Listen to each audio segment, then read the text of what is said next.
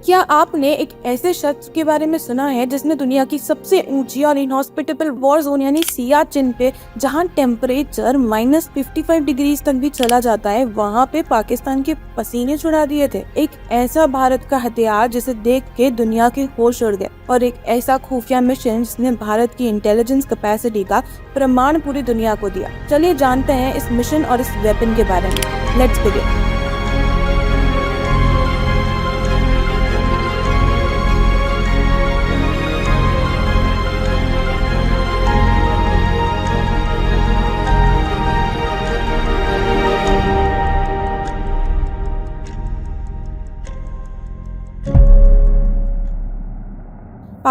Pakistan occupied Kashmir यानी PoK से आगे लोकेटेड सियाचिन ग्लेशियर पे सालों से कब्जा करने का अथक प्रयास किया है।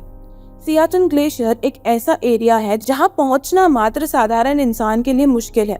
बर्फीले पहाड़, एवलांचेस, सटीक चढ़ाई, -55 डिग्रीज तक का कम तापमान जिसमें शरीर नीला पड़ जाए, वहां रहना, ड्यूटी करना और युद्ध लड़ना, ये आपकी मेरी कल्पना से बहुत ज्यादा मुश्किल है। यहाँ सोल्जर्स वॉर से ज्यादा नेचुरल कैलामिटीज से मरते हैं। जी हाँ, ऐसी जगह पे भी भारत के वीर तैनात खड़े हैं।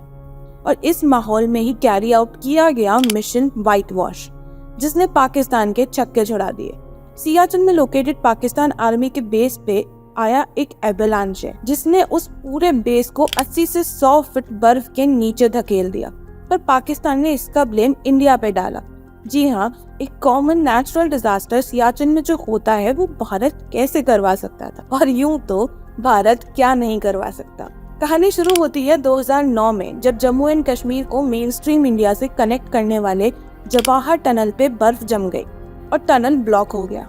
बीआरओ की हेल्प से और डीआरडीओ के लेजर टेक्नोलॉजी के साथ उस बर्फ को वहां से निकाला जा रहा था। ये वही वक्त था जब इंडिया पाकिस्तान बॉर्डर पे टेंशंस भी चल रही थी, और भारत की तमाम इंटेलिजेंस एजेंसीज के एक्सपर्ट्स का ध्यान भी एलओसी और पाकिस्तान की एक्टिविटीज पे था। बर्फ को टनल से निकालने के लिए एक आर्टिलरी गन का इस्तेमाल किया जा रहा था, जिसका नाम था काली यानी किलो एम्पियर लीनियर इंजेक्टर। इस गन के थ्रू छोटे छोटे एवलांचेस क्रिएट करे जा रहे थे, वाइब्रेशन देके, जिसके थ्रू टनल के अंदर की बर्फ को बाहर निकाला जा रहा था।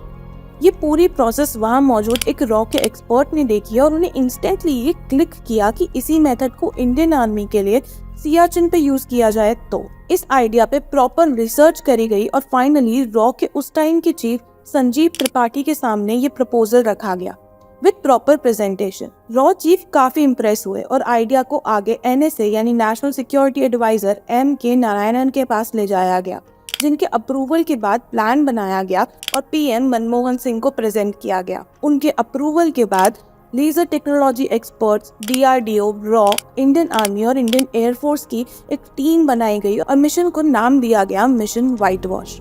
टीम सियाचिन के इंडियन बेस पे पहुंची और सर्वेस कंडक्ट किए गए। पाकिस्तान उस टाइम सियाचिन पे सेना बढ़ा रहा था और यहाँ टीम के द्वारा स्पेशलाइज्ड काली आर्टिलरी गन यानी काली 500 को इतने बड़े स्केल पर ऑपरेशन कंडक्ट करने के लिए प्रिपेयर किया गया। लेकिन यहाँ दो मेन चैलेंजेस थे। पहला ये था कि काली का वेट 10 टन से ज्यादा था और उसके साथ एक जनरेटर भी यूज किया जाने वाला था।